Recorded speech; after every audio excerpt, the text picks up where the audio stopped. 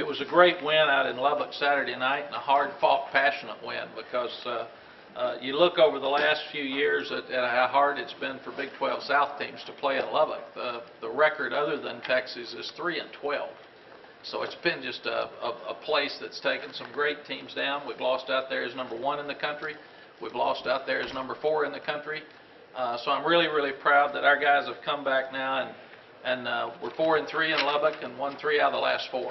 So they understand the environment. They were ready to play. They played tough.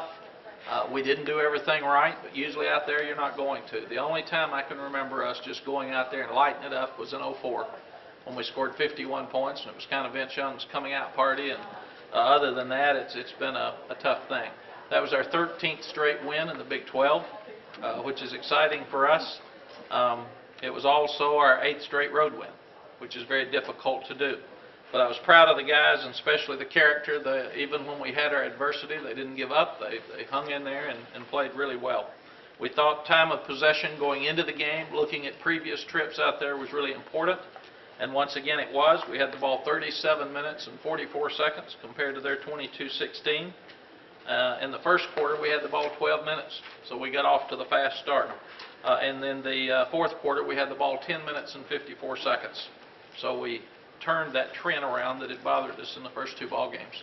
Jumping out 14-0 was really important. Up until that point, that's the kind of offense we want to be. We looked really good. We were running up and down the field. And then we got down to make it 21.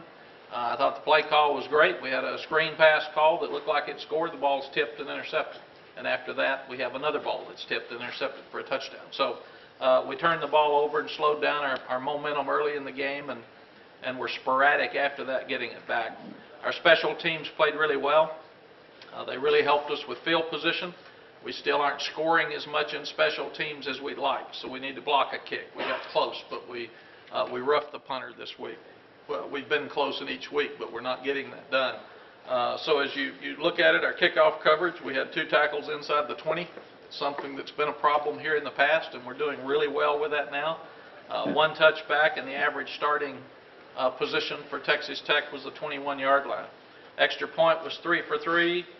Field goal 1 for 1. They had 6 points and came up with the pooch punt at the end of the game that backed Tech up again and kept them in tough field position. Our punting team averaged 39.7 yards per punt. Really proud of John Gold with his 55-yard punt. We had 3 punts down inside the 20, which again really affects field position. The fake punt was successful again from the minus 30-yard line, and you can call that when you've got confidence in your kids. They think they're going to make it when we fake. So those are things that allow you to trust your kids and have some fun with it, because they always like the fakes. That gets them excited on the boundary. It changes momentum. And even if you miss it, you're still being aggressive, and the kids like for you to be aggressive. We did have a face mask penalty for on the 16-yard return, which really hurt us in field position on one of their punt returns. We just had 1 opportunity for kickoff return, and it was poor. We didn't block anybody, and we had opportunities if we'd gotten 2 guys blocked on our side to have a huge return, and we had 2 guys just miss their guys. Punt, block, and return, Curtis Brown had a 15 and 20-yard return. He made some great decisions on that team. We did have a holding penalty on punt return, and it was a critical error when we ran into the punter. You run into the punter when it's 4th and 4, and it's like a turnover. It gives the ball back, so that's something that we have to correct. Special teams players of the week, Curtis Brown for his punt returns and good decisions. Adrian Phillips covered 5 kickoffs, recorded 3 tackles, and had 1 assist. So Adrian's playing really, really well on special teams for us.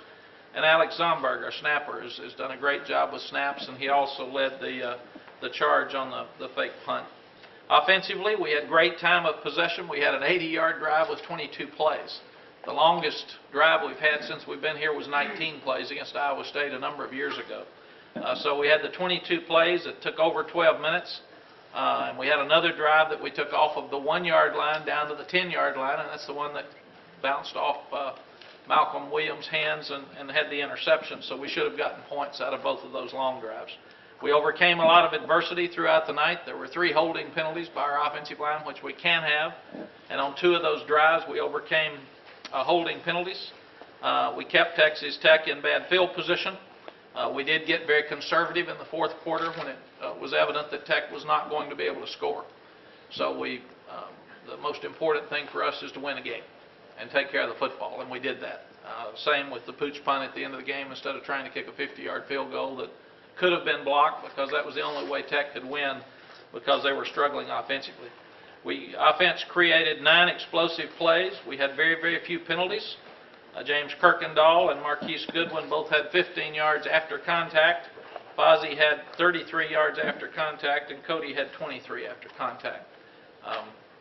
But we need to be more consistent. We were very, very inconsistent on offense, and we need to play relaxed, I think. I think they're trying too hard. You see drives and you see plays that look so good and look like what we want to be, and then you get totally out of character and see things that we just can't possibly have. So we've got to make sure that we can go back and get more consistent. We were poor at the end of the game in 4-minute offense. We can be conservative, but you can still make first downs, and we didn't do that.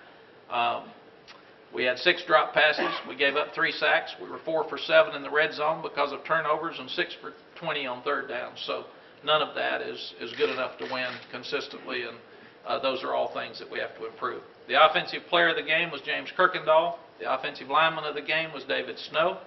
The big hit was Fozzie Whitaker on the tough goal line run, and the biggest contributor was Garrett Gilbert. We're really proud of Garrett that he did not panic when he had the worst luck I've ever seen with the tip balls.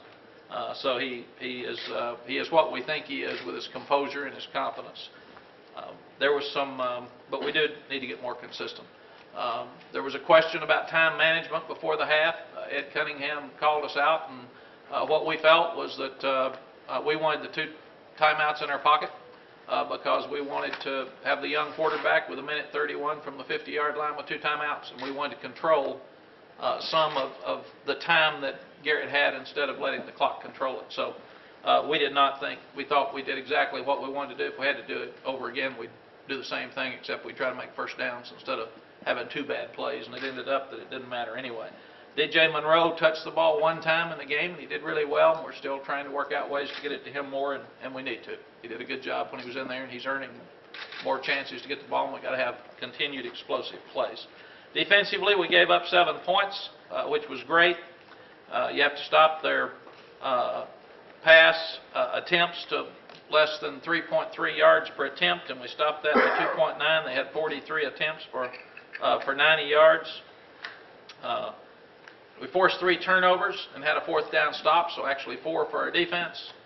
They were 3 on 14, 3 of 14 on third down situations, 8 of 23 on first down situations.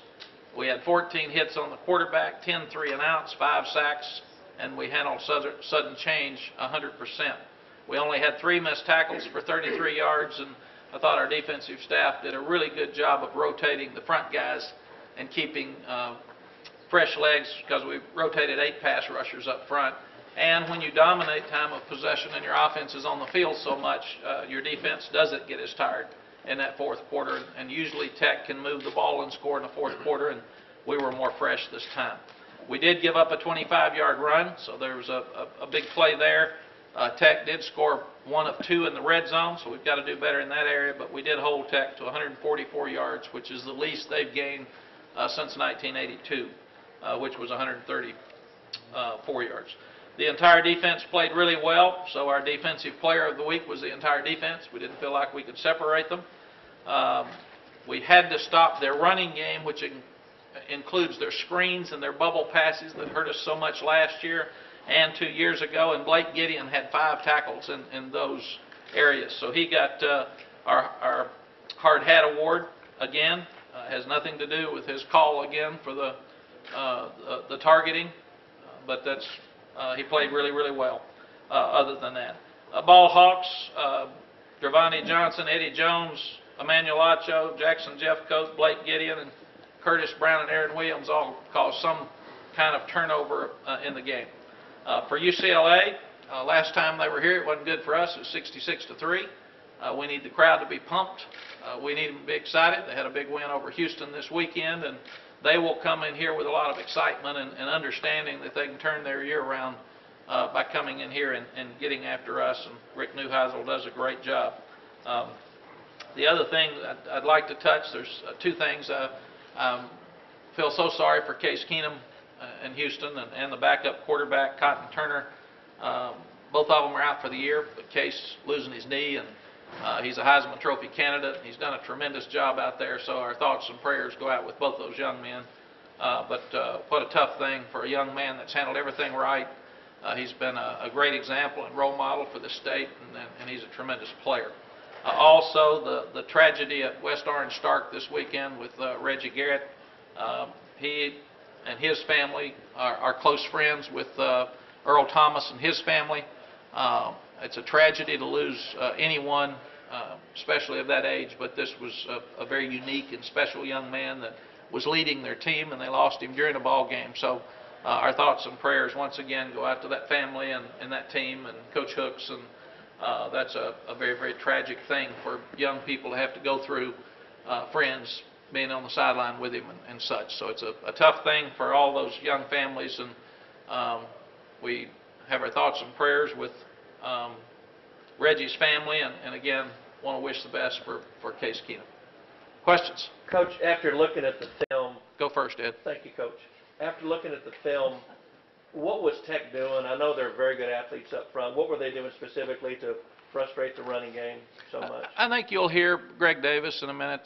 It's so frustrating for us. Usually there's 4 guys that are doing what they're supposed to and one that's messing up.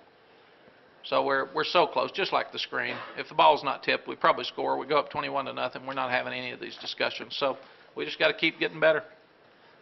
Are the running backs healthy? I know you can't talk about. No, banged up, or are they just they're all banged up. The one play that Trey Newton played hit on the same hip pointer that he got last week against Wyoming, so he had to come back and didn't go back in. Fozzie got his shoulder hurt a little bit. I think they'll all be okay to play. And then Cody still doesn't look quite as fast since he's had his ankle sprain. So we're banged up at that position. Coach, you mentioned maybe one thing going wrong on a play here and there. When you analyze the offensive line as a whole, is that kind of what the coaches are seeing as far as why they're not playing as good as you want them to right now? Well, I think it's wrong to say they're not playing as good as they want to. Usually somebody is, and it's usually one guy. And the problem we're having is that it's a different guy all the time. So it's really frustrating for us. And I do think that we should have run the ball better at the end of the game. But at the same time, the game was over. We were more conservative. We didn't want to have counters. We didn't want to have reverses. They weren't going to win if we didn't turn it over. So I do think we put more pressure on Cody when he was in, and we put more pressure on the offensive linemen when they were in.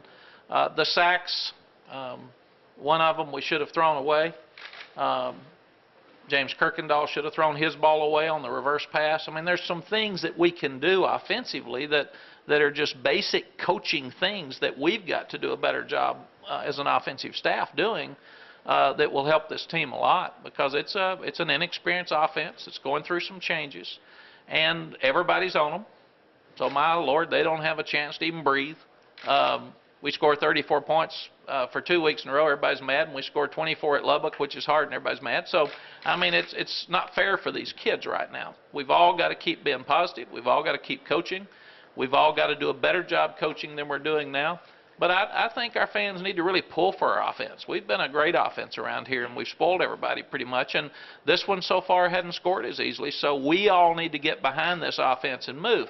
Now, the difference is this weekend, our defense has not played a running team. So UCLA is averaging over 203 yards a game. So everybody's going to brag on the defense more than they deserve this week. And they did a great job. Everybody's going to cuss the offense. And then if we're not careful, the old defense is going to go out there and stand around. So our job will be to keep the defense grounded, because we'll see if they can stop the run this week, because they got runs for the next 3 weeks, for sure. And then we'll see if the offense can continue to get better. How important is it for the receivers to become more consistent when you have such a young quarterback like Garrett? I think it's really important. Everybody needs to help him. You know, we dropped 6 passes. We have 3 sacks. We have 3 holding penalties. It's just inconsistent. It's amazing. If you take a highlight film out, you think we're just running up and down the field and doing great, but we're making too many mistakes, and that's what we've got to quit. We all need to help Garrett more. Did you see anything maybe in the preseason or as you went through this last spring that you saw maybe this would be inconsistent, that the offense would be this inconsistent at this point? Or are you kind of surprised by it? I don't ever know. You try to do the best job you can do coaching, but I'm not one that looks back, and I'm not one that anticipates. I think what you do is you coach every day, and our defense was more consistent than our offense in preseason. That's usually the way it is. And our offense last year this time was very inconsistent. We had trouble at Wyoming.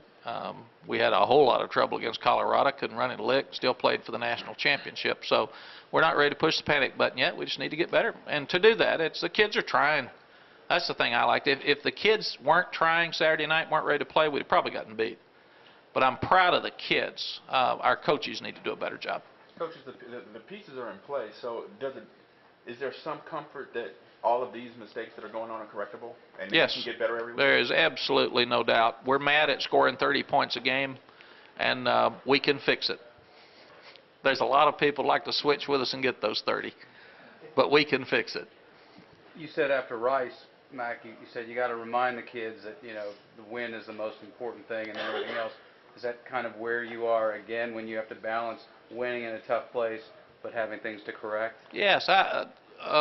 College football and high school football and pro football, they're imperfect sports.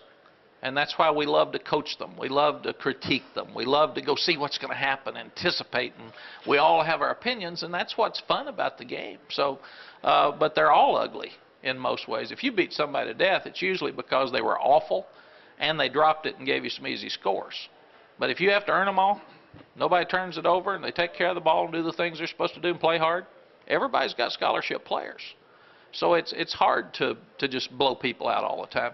And I think that's what our team has gotten used to, and that's why they are going through some changes right now. Our fan base is doing some of the same. But any win in Lubbock that anybody would question hasn't watched Texas football for a long time. I mean, that is really stupid to question a win in Lubbock now. I'm telling you, we've had great teams go out there and get beat. So if we can win, we can fix stuff after a win. What I said in the dressing room to the kids after the game, what I said to the media is exactly how I feel. I want you to enjoy every bit of this win. If only 3 teams in the Big 12 South since 1998 have left there with a win, we need to be happy when we win. Come back on Monday, come back on Sunday, and start fixing your problems. But if you're not happy beating Texas Tech in Lubbock, we've lost who we are, and we don't get it anymore. We better be happy with wins. Hard to get. Coach, isn't that part of just progressing throughout the season, though, is you guys are going to work on a play. It's not going to be as good in Game 3 as it is in Game 10. If you're as good in Game 3, if you're better in Game 3 than you are Game 10, you've had a bad year. So you need to get better as a team, and usually we've done that. We've won games early, but we've gotten slow starts, and especially offensively. And I think this one, you've got more young guys participating, so there's more mistakes. You've got some new things you're trying that we haven't done in 2 or 3 years, so that takes a little bit longer. I'm a little shocked that anybody's shocked that we're struggling some, because it had it written all over it coming in that we weren't going to be as consistent. We've just lost Vince Young and Colt McCoy, so Garrett's brand new. So there's a whole lot of new stuff going on. I'm excited about fixing it. I think that's I don't get mad and down about fixing it. I get excited about the challenge of fixing it, and that's what we got to do. Got to play better this week on offense to win, but we understand that. You talk about what the coaches have to do. Do the players realize that they have to step up and do some things too? They do. As long as they play as hard as they did Saturday night, we'll be okay. Now, we are not good enough to go out and stand around, and I said that at Rice. But if they'll play as hard as they did, you can fix mistakes. If they go out there halfway one game, we're not good enough to win. We have to have all-out effort from our entire football team this year, because there's been some teams around here we've had that were good enough to go out and stand around a little bit and still win. We got to do a better job coaching this offense than we've done, and we've got to do a great job of continuing to keep the passion and the energy up with this team, and that comes from our fans. We need our fans more than ever before. This team's got a hard stretch coming up, and we're going to need positive people stand up to help us. James is very nice. He's very smart. He's done a tremendous job for us. He's been a team guy. There's games that you don't notice him much, and then Saturday night he steps up and becomes the player of the game. He had a tough drop early in the game, and I really got on him, and I really liked the fact that he got his composure back and came back and was the player of the game. Can you touch on UCLA? Are you going to say Stanford, that was an imposter, and look more what they did at Houston in a tough game at K-State? Yes, they're running the ball for 203 yards a game, like I said, and they're using the pistol. So they're running the option. They're doing a whole lot of things Nevada's doing, which is a complete change for them. And they've got 5 seniors in the offensive line. Defense, they're not a big blitz team, but they're really talented. Raheem Moore is a great safety that we recruited out of L.A., and he's playing well for them. But they've got really good players. And early, they got beat on the road at Kansas State, which we can understand more than anybody else in America. And that was a 2-point play at the end of the game to win. And then against Stanford, they did not play well. They turned the ball over a bunch. And then last Saturday night, they played really well. It was 21-3 when Case got hurt. So I mean, they were probably going to win the game either way. Mack, is Newhouse's UCLA team anything at all like his Colorado and Washington team? No, it's so different to see Norm Chow and Rick Neuheisel running the pistol and running the option and running the ball so much. So it's not at all the same. You're going to schedule every coach you want in the Middle East with, Coach? I hadn't thought about that, Anthony, but that's true. I'll be 2 out of 2 here. David Bailiff went, but he went north of us, so he didn't do that. So. One more? Anything else? Just the idea of playing UCLA. I mean, this is one of those games when you schedule, and this is going to be kind of the marquee non-conference game of this year and next year. Yes, I think it's great. You go back and look. We've played them 4 times in our history. We're 2-2. We won the first 2, and they won the last 2. My second game here, we played in Pasadena and got beat 49-31. It was 35-3 at halftime. Not that I remember. So we had us a little pep talk at halftime there. But I'll never forget after the game, we came back and fought. And Texas fans need to remember this. I've never been more impressed by them because we had 15,000 fans there. We got beat 49-31, and they gave us a standing ovation after the game. So things have changed a little bit. But I do think that we've made tremendous progress since then. Rick is really bringing UCLA back. I think you'll see them back on the map here soon. And we thought it would take him 2 or 3 years to get the right guys in place, and he's getting that done. And we go back to Pasadena next year, so I think this will be a great national game for 2 years in a row. Okay, Coach. Thanks, Coach. Thanks, guys. Thank you.